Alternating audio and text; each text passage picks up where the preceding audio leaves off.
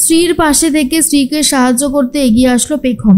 সম্পূর্ণ জানতে ভিডিওটিতে একটি লাইক করে প্রথম থেকেই দেখতে থাকো। গল্পের শুরুতেই দেখা যায় ঠাম্মি আর পেখম দুজন মিলেই চলে এসেছিল, আর এদিকে আবির আর দাদু দুজন মিলেই ড্রিঙ্ক করছিল। এটা দেখার পর পেখম চিৎকার করে ওঠে আর বলে, আবির এসব তুমি কি খাচ্ছ? হ্যাঁ, আর তুমি দাদুকেও এসব দিয়েছো? তুমি কিন্তু বড্ড বেশি বাড়াবাড়ি করে ফেললে।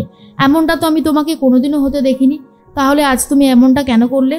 আর আবির তখন বলে, কি করব বলো, আজকে দাদু আর নাতির একটু নেশা করতে ইচ্ছে করলো, তাই তো বসে পড়লাম, একটু সুখ দুঃখের গল্প করছিলাম।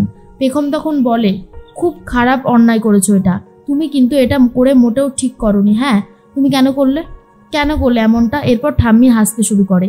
পেখম তখন বলে, ঠাম্মি তুমি হাসছো? তুমি বুঝতে পারছো আবির এটা মোটেও ঠিক করেনি? তখন ঠাম্মি বলে, আরে ধুস, আর এটা মদ না, দে আমার কাছে দে। এই বলে নিজেও একটু খেয়ে নেয় আর বলে, এটা ওই আখের রসের মতন মনে হয়, তাই না? ওরা তো প্রত্যেকবার এইসব দিয়ে বলে কি ওরা নাকি এসব খেলে নেশা করতে পারে, কিন্তু এতে কি আর নেশা হয়? আরে পেখম, এসব দিয়ে নেশা হয় না। পেখম বলে, কি এসব মানে আখের রস, কি যে বলে না আবির। আর আবির তখন বলে, আরে বাবা হ্যাঁ, তুমি কি করে ভাবলে যে আমি দাদুকে এই সমস্ত ছাইপাশ খেতে দেব? সেটা কখনো হয়? আর তুমি তোমার আবিরকে চেনো না, আমি কখনো এরকম কিছু খাই না, বুঝলে? এর মধ্যেই স্বর্ণালী নিজের কাজ করতে থাকে। তখনই আবিরের বাবা বলে, জানো তো স্বর্ণালী, আমার মনের ভেতর থেকে সমস্ত দুশ্চিন্তা দূর হয়ে গেছে। এই যে পেখম আবারও বাড়ির পরিবেশটাকে ঠিক করে দিয়েছে, সবাই মিলে অনেক ভালো আছে, এটা দেখেও খুব ভালো লাগছে। বারবার ভাবছি সব যদি ঠিক হয়ে যায় তার থেকে ভালো আর কী বা হতে পারে। তখনই বলতে থাকে স্বর্ণালী, তুমি যাই বলো না কেন, পেখমকে আমার খুব একটা বিশ্বাস আর ভরসা এখনো হচ্ছে না। আমি ওকে খুব একটা বিশ্বাস করে উঠতে পারছি না, আর ভরসা তো নাই। তুমি এসব নিয়ে অত ভেবো না তো, যা হবার তাই হবে। কিন্তু স্বর্ণালী এখনও পেখমকে ভরসা করে উঠতে পারে না। এর মধ্যেই পেখমের হাতে একটা বাক্স দেখে রনিতা এগিয়ে আসে। বাক্সটা পড়ে যায় পেখমের হাত থেকে। রনিতা বাক্সটা তুলে বলে, এ কি, এর মধ্যে কি রয়েছে দেখি? বলেই একজোড়া বালা বার করেছে। দুটো বালা দেখার পরেই প্রচণ্ড রেগে যায় রনিতার, বলে, এগুলো তো সোনার বালা, এগুলো তোমার কাছে কি করছে পেখম?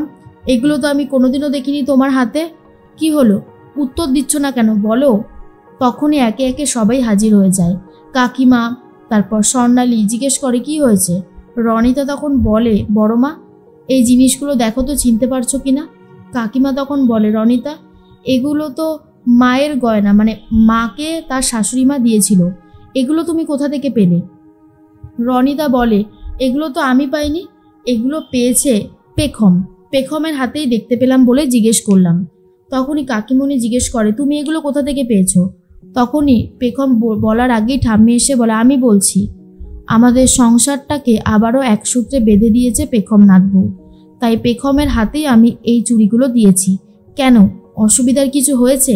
এগুলো আমার গয়না, আমি যাকে খুশি তাকেই দিতে পারি, আশা করি কেউ আমার ওপরে অভিযোগ করতে পারবে না।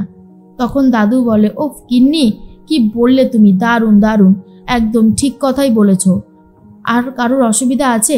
তখন আর কেউ কোনো কথা বলতে পারে না। রনিতা তমালিকাকে বলে, আচ্ছা দিদিভাই, তুমি এইভাবে হাসছো কেন? সব তো পেখম নিয়ে নিল, তোমার কি কষ্ট হচ্ছে না? রনিতার কথা শুনে তমালিকা বলে, কেন কষ্ট হবে? ঠাম্মির যেটা মনে হয়েছে ঠাম্মি সেটাই করেছে, আমি আর কেনই বা এসবে কোনো কথা বলতে যাব? আমি তো এসবে কোনো কথা বলবো না।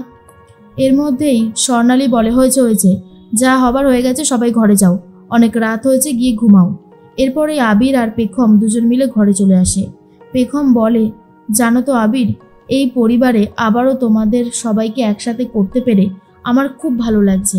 মনের মধ্যে যত গিল্টি ফিল ছিল সব কিছু দূরে সরে গেছে। একটা কথা বারবারই ভাবছি, যে সব যদি ঠিক থাকে এর থেকে ভালো কিছু বোধহয় আর হতে পারে না, জানো? আর হ্যাঁ, তুমি কিন্তু আমার পাশে থেকো সবসময়, যেমনটা আগেও ছিলে। আবির বলে, কি বলছো পেখম, তোমার পাশে থাকবো না তো আর কার পাশেই বা থাকবো? তুমি যেভাবে আমার পরিবারকে একসূত্রে বেঁধে দিয়েছো, রায়চকে একটা হোটেলের রুমে আমাকে আর যেভাবে তিয়াসকে তুমি দেখেছিলে, ওখানে যে কোনো মেয়ে থাকলে সন্দেহ করত, কিন্তু তুমি আমাকে ভরসা করেছিলে, তুমি আমার পাশে দাঁড়িয়েছিলে সেই কঠিন সময়ে। আমি কি সেগুলো ভুলে গেছি? আর সেগুলো কি কেউ ভুলতে পারে? সেগুলো কেউ কখনো কোনোদিনও ভুলতে পারে না। আমিও ভুলতে পারিনি, আমিও ভুলতে পারবো না। আমি তোমাকে খুব ভালোবাসি, এরপর পেখম একটু এগিয়ে যেতেই শাড়ির আঁচলটা টেনে ধরেছে আবির। পেখম এটাই ভাবতে থাকে, কিন্তু না, শাড়ির আঁচলটা লেগে গেছে দরজায় কোনায়, তাই আটকে ধরেছে। এরপর আবির বলে, সত্যি পেখম তুমি পারোও বটে। এরপর ভাই বোনেরা সবাই এসে গেছে। স্যাম তখন বলে, দাদাভাই চল না রে, আজকে আমরা সবাই মিলে একটু বেরিয়ে আনন্দ করি, হই হুল্লোড় করি। আমাদের না আর ভালো লাগছে না ঘরে থাকতে। সবাই যখন একসাথে হয়েছি তখন এইটুকু আবদার তো রাখতেই পারিস, তাই না? আবির তখন বলে, ঠিক আছে, তোরা যখন এত করে বলছিস তাহলে তো যাওয়াই যেতে পারে। চল তাহলে সবাই মিলে বেরোনো যাক। এরপর সবাই মিলে বেরিয়ে অনেক হই হুল্লোড় মজা করতে থাকে। রাস্তার মাঝখানেই দাঁড়িয়ে রয়েছে রন। যেভাবে ছদ্মবেশ নিয়েছে চেনার কথাই নয়, কেউই চিনতে পারছে না। দূরে দাঁড়িয়ে দাঁড়িয়ে আইসক্রিম খাচ্ছিল আবির আর পেখম। আর তখনই রয়েছে সাথে স্ত্রীও।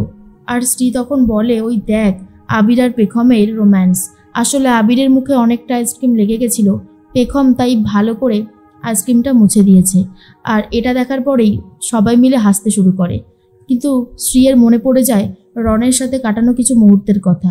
তাই পেখম এগিয়ে এসে বলে, দিদিভাই আমি জানি তোমার খুব খারাপ লাগছে, কিন্তু কি করবে বলো, ওরকম একটা শয়তানের সাথে থাকাচ্ছে না, মানে না থাকা ভালো আর কি, একা থাকাই ভালো। এর মধ্যে আবির বলে, দিভাই তুই কিচ্ছু চিন্তা করিস না, তোর জীবনটা দেখবি আবারও নতুন করে সেজে উঠবে, আমরা আছি তো, তুই এত চিন্তা করছিস কেন? এর মধ্যে স্ত্রী বলে, অনেকক্ষণ থেকে না আমি ওই গাড়িটাকে দেখতে পাচ্ছি, যিনি কিনা আমাদের দিকে তাকিয়ে রয়েছে, ড্রাইভারটা। তখন পেখম বলে, এক্স্যাক্টলি, তুমি ঠিক কথা বলেছো, আমিও দেখতে পাচ্ছি। এরপরেই দেখার যখন চেষ্টা করছিল পেখম, তখন রন গাড়ির স্পিড বাড়িয়ে পেখমের দিকেই এগিয়ে যাচ্ছিল। আর ঠিক সেই মুহূর্তেই আবির পেখমের হাত ধরে পেখমকে সরিয়ে নেয়। যদি পেখমকে সরাতে না পারতো তাহলে পেখম কিন্তু সেখানেই একেবারে শেষ হয়ে যেত। এসব দেখার পর তখনই আবিরের এক বোন বলে ওঠে, আজকাল রাস্তায় বেরোনোটাও যেন একটা বিপদ হয়ে দাঁড়িয়েছে। আর একটু হলেই তো পেখম বৌদিকে একেবারে মেরে দিয়ে বেরিয়ে যাচ্ছিল। আবির বলে, পেখম তুমি ঠিক আছো তো? পেখম বলে, হ্যাঁ আবির, একদম ঠিক আছি। পরের দিন সকাল হতেই পেখম চলে গেছে তার অফিসে জয়েন করতে। কিন্তু সেখানে আশিস দা বলে, সরি পেখম, আমরা আর তোমার সাথে কাজ করতে পারবো না, তোমাকে আর এই অফিসে রাখা হবে না। পেখম বলে, এমনটা বলবেন না আশিস দা, আমাকে একটু সময় দিন। আসলে আমি একটু পরিবারের ব্যাপার নিয়ে বিজি হয়ে পড়েছিলাম, কিন্তু সমস্ত প্রবলেম মিটে গেছে, তাই আমাকে আরেকটা সুযোগ দিন। কিন্তু আশিস দা কোনো সুযোগই দিতে চায় না, আর বলে, আমাদের পক্ষে সম্ভব না। দেখো আমরা আর কি করতে পারি বলো? অফিসের যিনি হেড তিনি যদি তোমাকে না রাখতে চায় তাহলে কি আমাদের কিছু করার আছে বলো? নেই তো, তাই আমাকে জোর করে কোনো লাভ হবে না। এরপর পেখম খুব কান্নাকাটি করতে থাকে, বাড়ির দিকে চলে যায়। কিন্তু বাড়িতে গিয়ে দেখে চারিদিকটা অন্ধকার, ফাঁকা, কেউ একজন আসছে, কারো ছায়া দেখতে পায় পেখম, আর দেখে চিৎকার করে ওঠে। কিন্তু কে হতে পারে ওটা? তাহলে কি আবিরই কোনো বড়সড় সারপ্রাইজ দিতে চলেছে পেখমকে?